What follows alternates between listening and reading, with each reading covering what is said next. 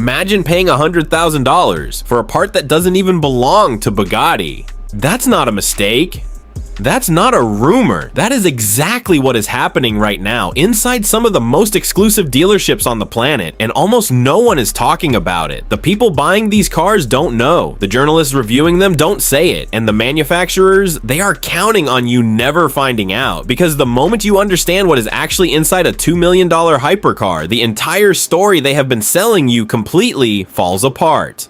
And before we go any further, if you have ever wondered why luxury car brands guard their repair processes like state secrets, why independent mechanics get locked out of cars worth more than most people's houses, why a gearbox replacement can cost more than a brand new family sedan, you need to stay right here. Subscribe if you haven't already, because what we are about to expose is something the industry has buried for decades, and it is hiding inside cars that look absolutely flawless from the outside. Here is what everyone believes. When you spend $2 million on a Bugatti, you are buying the pinnacle of human engineering. You are buying a machine where every single component was designed, tested, machined, and assembled by the finest hands in the automotive world. You are paying for exclusivity. You are paying for craftsmanship that no mass market manufacturer could ever replicate. That is the story. That is what the brochures say. That is what the salespeople rehearse. That is the mythology that justifies the price tag and makes the waiting list feel like an honor.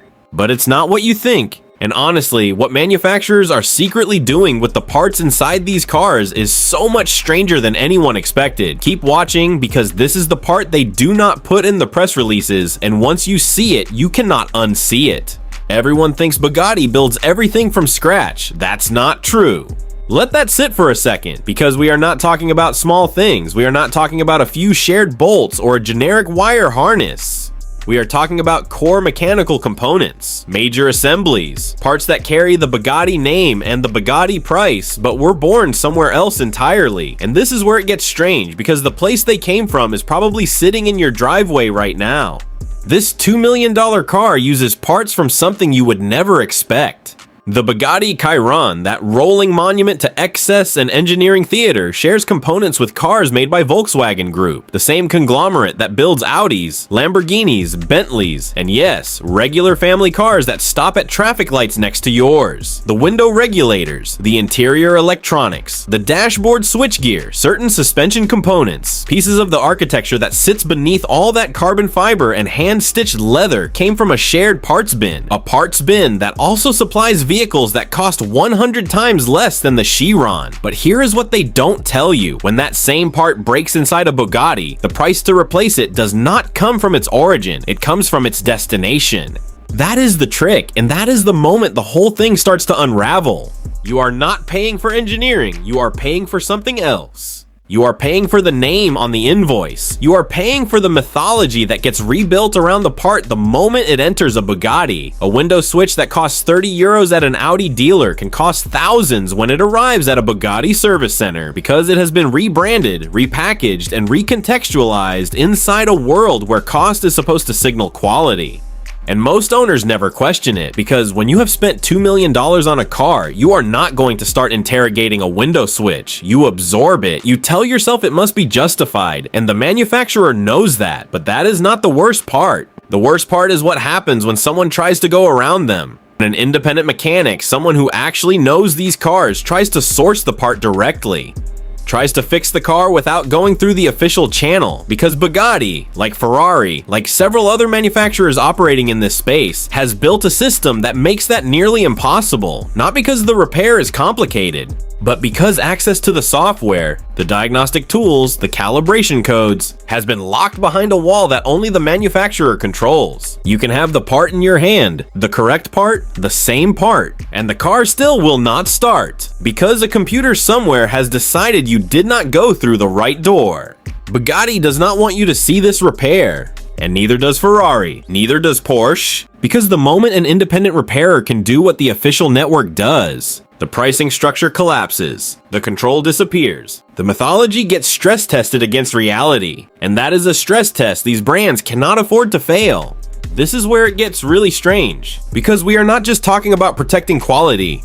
These manufacturers will tell you that locking down repairs is about maintaining standards, preserving the integrity of the engineering, keeping dangerous work out of the hands of people who are not qualified. And on the surface, that sounds reasonable. It sounds responsible. But then you look at what actually happens when a customer needs a repair, and the nearest authorized service center is thousands of kilometers away, and the wait time is 3 months, and the quote arrives and it is more than most people earn in a year.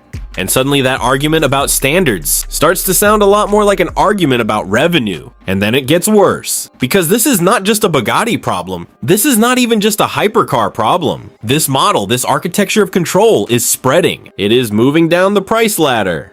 It is appearing in cars that regular people actually buy through software locks, proprietary diagnostics, subscription-based features, and over-the-air updates that can change what your car does or does not do without you ever touching a thing. The hypercar world is just where it started, where it got perfected, where manufacturers learned that if you price something high enough, customers will accept almost any condition attached to it. And once they learn that lesson at $2 million, they scale it down and apply it everywhere. Here's the real question underneath all of this. Why do people accept it? Why do buyers who are smart, who are successful, who have negotiated billion-dollar deals and built companies from nothing, why do they sit across from a Bugatti salesperson and write a check without asking what is actually inside the car? The answer is not stupidity. The answer is desire. The answer is that the brand has done something extraordinary.